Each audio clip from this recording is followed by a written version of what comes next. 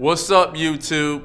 My name is Arthur Robinson Jr. I am the creator and host of PowerfulInterviews.com. I am a partner of NationalDiversified.com. I want to welcome each and every one of you to this amazing video. In this interview, you're going to experience life-changing information that you will not find anywhere else. I have secured an incredible interview with a great friend of mine, successful businessman, the multi-millionaire.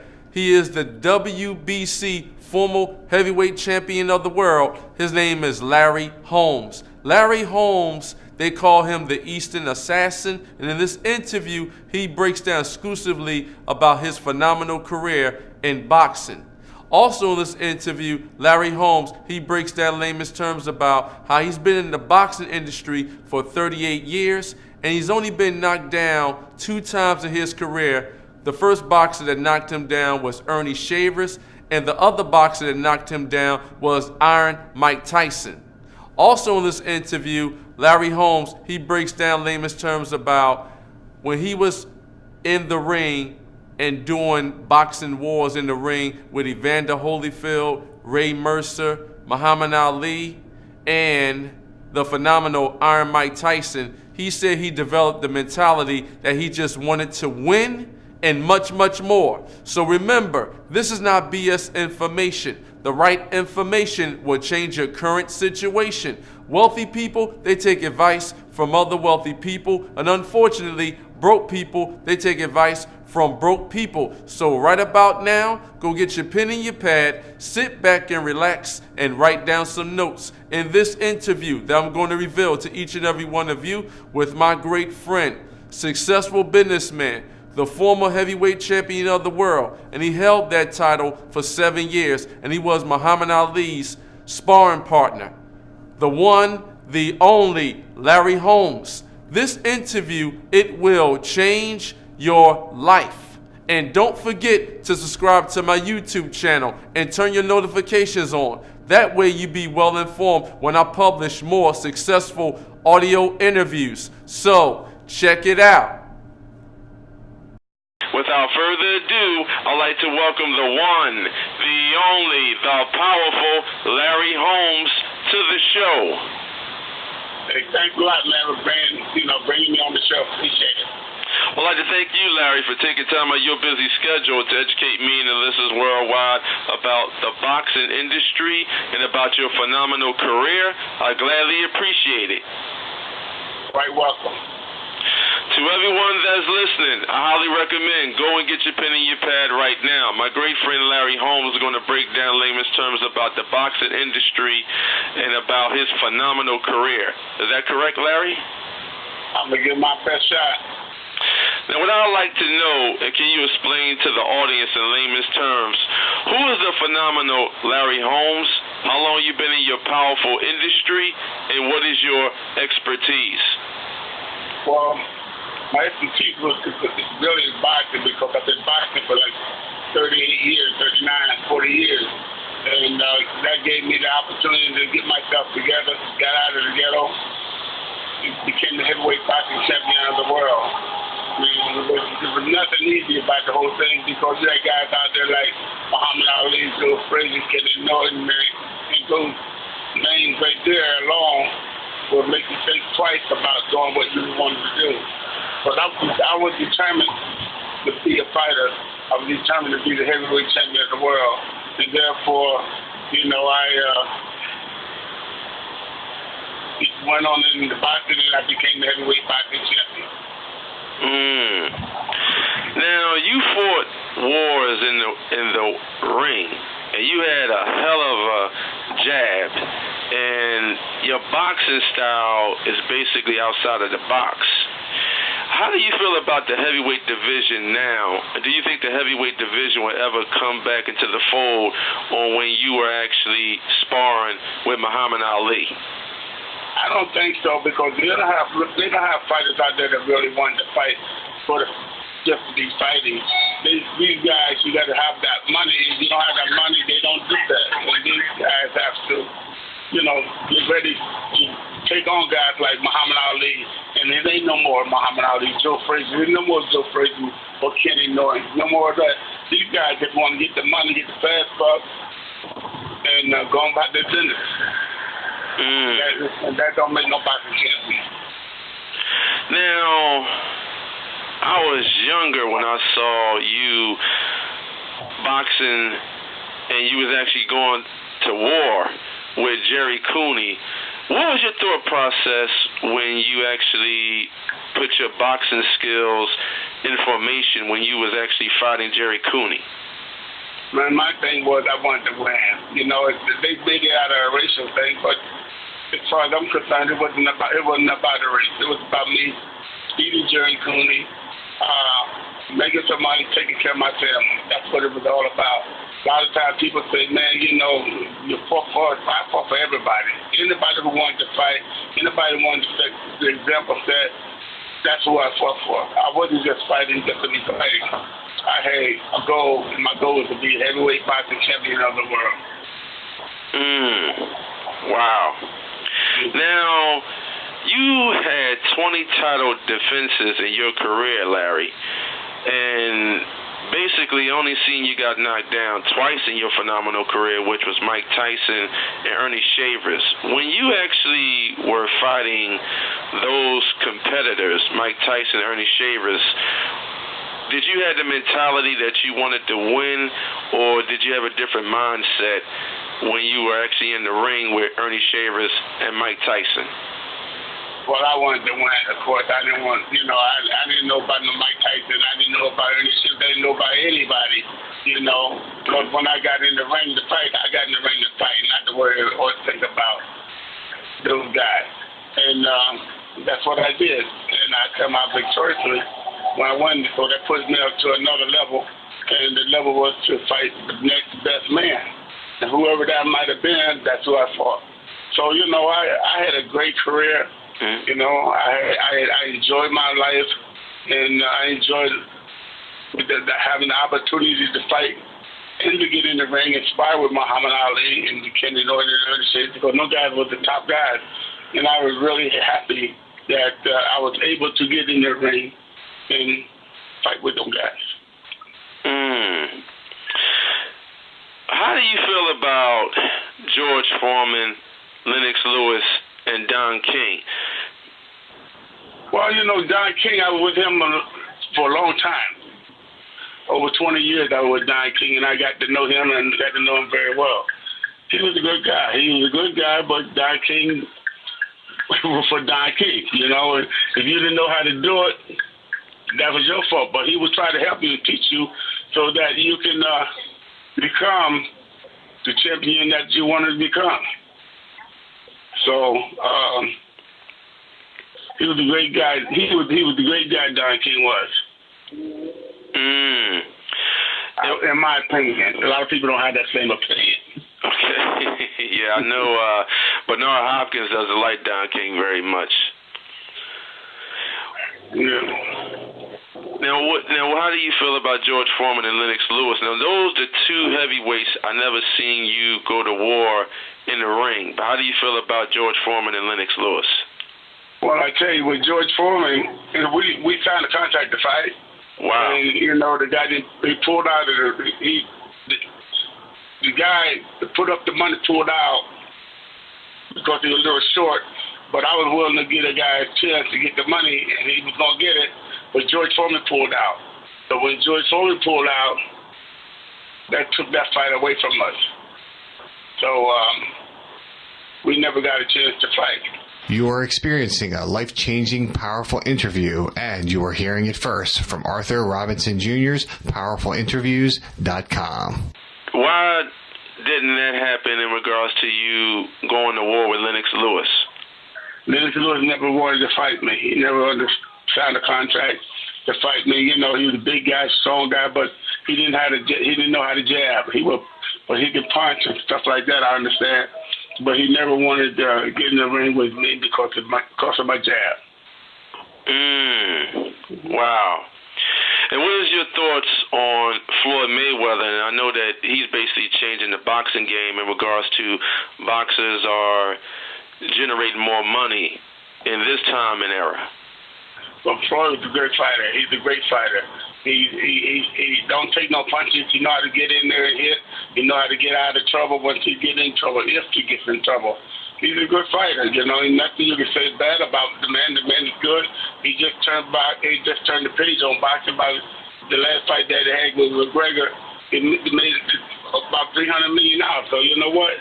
Nobody made that kind of money throughout their whole boxing career. But Floyd Mayweather made that kind of money with one career, first career. Now, you basically were going to war with Michael Spinks, and I know that he was the top contender at that time. What was you thinking in regards to when you was fighting Michael Spinks? Well, I didn't really take Mike Spinks seriously, but I found out he was very awkward, hard to fight, you know, and but he didn't have no power, nothing like that to knock anybody out. So, you know, I just taking my time and trying to do the right thing, and he ended up beating me. I didn't think he won the fight, but, you know, I thought it was close. I would won the fight. But, you know, of course, they gave it to him. So, you know, so be it. I'm not going to hate him for it, you know, because he was doing his thing just like I was doing mine. And he became victoriously that night. So I think God bless him. Now, Larry, you had a phenomenal outside-the-box jab. And I know Evander Holyfield is basically a boxer as well. When you were in the ring with Evander Holyfield, did you have the thought process that you basically wanted to win? Oh, yeah. You know, I wanted to win the fight, but one of the things that I had that people don't really know I had, but I couldn't turn down $12 million, you know. And what I had was a detached retina. I couldn't really see, but, you know, I wasn't going to give up the $12 million. So I went on in there and fought. He beat me, and I don't think he really beat me, but they gave it to him. So, you know, I'm not going to cry over that because, you know, $12 million is a lot of money. Now, do you think that the boxing industry in a whole, do you think is politics involved in regards to who wins and who loses when it comes to judges? Yeah. It's always politics in boxing. And these guys play it. You know, there's some guys, sometimes they don't like you. They don't like you. You can't win if they're going to sit back and not give you the points that you're supposed to get. But you don't supposed to know these guys and know this, that these guys do that. But, you know, it was okay. You know, I really didn't care by then because I had money. Mm-hmm. And then I didn't really care. I thought they did me wrong. So, you know. Wow. This is an incredible interview, and I appreciate you coming on my show today, Larry. Hey, man, thanks for having me, you know. And, you know, I'll be able to talk again. I hope I get a chance to be on your radio show again because I'm driving and watching everything and all this traffic, and I just missed the turn. I had to turn around and go back the other way, you know what I mean?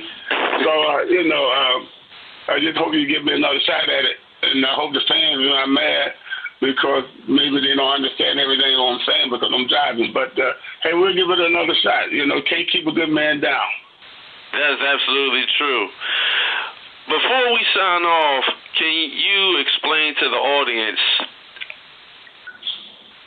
did you develop a champion mentality when you were in the ring with Tim Witherspoon and Carl Williams? Yeah, well, you know what? Oh, yeah, you have to have that. If you don't have that in your mind from the beginning, you might as well not get in the ring because, you know, no guys want to get in there. They're mercenaries. They just want to kill you. They want to knock you out. See, my mentality was not to kill nobody, not to hurt nobody, but go out there and do my thing, do my own job. Like when I fought Muhammad Ali, I didn't try to hurt Muhammad Ali. I didn't try to do nothing to him. I wanted to win the fight and let that be at that. But, you know, people would get him. If it wasn't me killing Muhammad Ali, it was them and Muhammad Ali killing me. So, you know, I just fought the fight to win the fight and not to hurt nobody during the fight. And, you know, that's sometimes it's hard, but that's what happens. Larry, explain to the audience, what is the best advice that you have ever received? In the boxing match? Yes. One of the things they always say, keep your hands up. That's what you got to do. Protect yourself at all times. And that's repeated to you every day. Every time the referee a fight, he said that the first thing he tell you. Keep your hands up and protect yourself at all times. And don't hit low, don't hit, hit them right, and that's what you got to do. Now, I know in your other professional career, I know that you invest heavily into the real estate industry. Is that correct? Yeah, I did. I built some buildings in Easton, a 5-story building in one and a 2-story building in another. And the 2-story building had my nightclub and restaurant in it, and 5-story had federal courthouse and national bank, stuff like that in. And, I put that together because, so many fighters end up with nothing, and I was determined not to let that happen to me. I wanted to end up with something, and instead of fighting all the fights that I fought and have really nothing to show for it. So that's why I held on and did the things that I did as far as that was concerned. Larry, what mistakes are you seeing that upcoming boxers are making in regards to jabbing and developing their own power? Well, they all have their own way of jabbing. But, I had my way of jabbing, and they have their way of jabbing. And I think my jab was a good jab because I did it, and I did it fast. And I did it fast. A quick jab, hard jab, and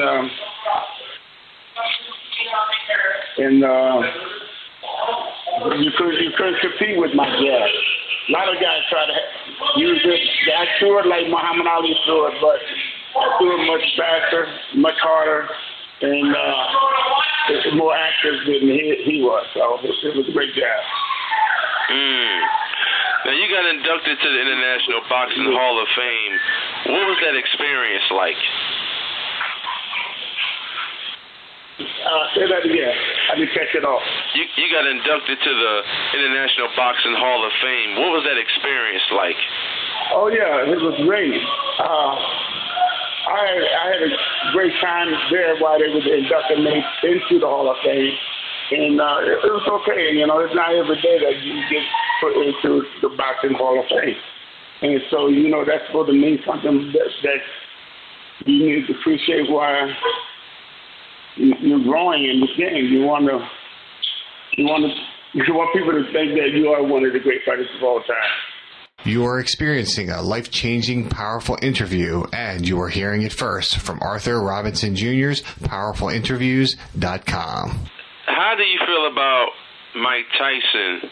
And I know that when you was in the war, basically in the ring fighting him, you basically was doing good up to the 4th round.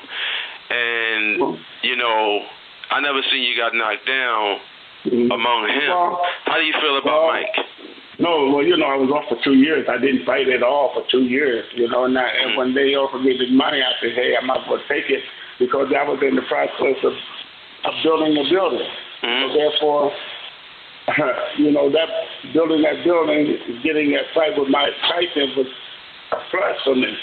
I knew I wasn't in shape. I knew I had a chance with my jab and whatnot, and I took it. So I didn't come out victoriously, but I took that chance. I seen a fascinating video that you and Jerry Cooney was in, and you said that boxers, they got to learn how to give it and they got to learn how to take it. Do you think boxers today know how to give it and know how to take it? Well, they know how to give it, but they don't, and they should never want to learn how to take it because you don't take punches. If you take punches in there, a lot of things might happen. You don't take punches. You go out there and you give them hit and don't be hit. That's the name of the game. Now, you won 28 consecutive bouts from 1973 to 1978. Do you think boxers have to adapt the mindset of being disciplined and dedication? Yeah, you got to have it. If you don't have that discipline, you're not going to make it. You got to discipline. If you don't discipline, you're in trouble. You shouldn't even go in there. Boxing is hard, and it's not taken into prison. So getting hit upside the head, man, time in and time out, is not good. So you have to just get out there and do your thing. If you can't do it, then get out the game because you don't belong in there. Wow. Now, I know you grew up in Cuthbert, Georgia, and then you moved to Easton, Pennsylvania. Now, when you were like 10, 11, or 12 years old, did you always have entrepreneurial spirit? I mean, I know you was into sports, I know you played baseball, but what made you transition from playing baseball to, you know what, I'm just going to go all in and just focus on boxing? Well, you know, I didn't know, man. Whatever happened just come up and happen. I didn't know about what I was going to end up being or whatever. I was just being Larry Holmes. I was just doing what everybody else was trying to do, is make some money, fight for the heavyweight championship, and win. That's what I wanted to do, and that's what I did. Now, was your mother and father, were they entrepreneurial, and were they actually supporting your career? No. My mother and father, sharecroppers from Cuthbert, Georgia. We had nothing. We barely had food on the table, and we did do welfare. So therefore, that's the way we went. That's the way we had to go. We had no other choice. But I came out to be one of the lucky ones and got a chance to fight for the title and became the heavyweight champion of the world. Is there a difference between goal setting and goal achieving? Well, I set my goal, and to be heavyweight champion of the world, and I achieved it by winning the title. So therefore, that was it. No more goals to set. No more. I don't achieve everything that one man can achieve in one lifetime. And when I became the heavyweight champion of the world, a lot of people didn't think I could do that. But, with my dedication, sacrificing, I became the heavyweight champion of the world. What do you want your legacy to be, Larry? I want my legacy to be Larry Holmes was a good guy, fought them all, did everything he had to do, and became the heavyweight champion of the world. And God will bless him for what he's accomplished over the years. What advice would you give to upcoming boxers that wants to be really serious about becoming a heavyweight champion of the world in their divisions? Well, I call it dedication, discipline, everything. If they can't discipline themselves, it's a problem. When you were sparring with Muhammad Ali, what personality did Muhammad Ali had, and did it mesh with your personality when you were sparring with him? No, I could concentrate on what I had to do. I had to do that. I couldn't concentrate on what Muhammad Ali was doing or what he was thinking. My job was to go out there and do what I had to do. And I want to thank you for calling me and letting me be on your show. Well, I'd like to thank you, Larry Holmes, once again for taking time out of your busy schedule to educate me and the listeners worldwide about the boxing industry and about your phenomenal career. I gladly appreciate it. You are a gift from God. Thank you, boss. Okay. You take care. Before you sign off, can you explain to the audience exactly where they can find you? No, you can't find me unless you come to Easton, Pennsylvania. Because I never know where I'm at 1 minute to the next minute. All I can tell you is that I'm here in Easton, Pennsylvania. I live here, and I'm around, so I don't never know where I'm gonna be for 1 minute to the next. I'm in Easton, Pennsylvania right now, and I'm trying to keep my head above water and keep it on going. So I want to thank you and all your viewers, and we'll talk to you on the rebound. All righty. And you also got a phenomenal website, LarryHolmes.com. To everyone that's listening, I highly recommend follow the phenomenal Larry Holmes. You heard the passion that came through his voice on my show today. He broke down layman's terms about the boxing industry. He broke down layman's terms about the wars that he had in the ring with Muhammad Ali, Earnee Shavers, Ken Norton, Mike Tyson, Tim Witherspoon, Joe Frazier, Michael Spinks, and Mike Tyson. And he also gave you his thoughts on how he feels about the former boxing promoter, Don King and Floyd Mayweather. Go to his website, LarryHolmes.com. He has incredible content that can take your mindset and your business mindset to the next level. So to everyone that's listening, remember that the strongest asset that each and every one of you have is your brain, and what you think about and what you take action on, that will become your reality, and your mentality creates your reality. May God bless each and every one of you, and bye for now. Thank you, Larry. Have a pleasant day, everyone. Here's another bonus tip. I hope this exclusive, powerful interview helped you fully understand on how you should master and study phenomenal boxers and about the boxing industry. My great friend, successful businessman, the former heavyweight champion of the world, his name is Larry Holmes. Larry Holmes basically was born on November the 3rd, 1949 in Cuthbert, Georgia. He basically relocated to Easton, Pennsylvania, where he grew up. Larry Holmes won 28 consecutive bouts from 1973 to 1978. And he had 38 years in the boxing industry, and he had a hell of a outside-the-box jab. Larry Holmes basically was a sparring partner with the great Muhammad Ali, and he basically fought wars in the ring with former powerful boxers like Jerry Cooney, Earnee Shavers, Ken Norton, Mike Tyson, Muhammad Ali, Mike Weaver, Joe Frazier, Michael Spinks, Tim Witherspoon, Carl Williams, and many, many more. In this interview, you're going to hear exclusively how Larry Holmes, he breaks down layman's terms on how he developed the phenomenal name, the Easton Assassin. Also in this interview, Larry Holmes, he breaks down layman's terms about the heavyweight division will never be the same when he was fighting among the greats like Muhammad Ali and Ken Norton and other phenomenal boxers. Also in this interview, Larry Holmes, he breaks down layman's terms about boxers need to have self-discipline and dedication if they want to become the heavyweight champion of the world in their divisions, whether it's the lightweight, welterweight, or the heavyweight champion division. Also in this interview, Larry Holmes, he breaks down layman's terms of why he dedicated himself to boxing and why he developed a champion mentality and much, much more.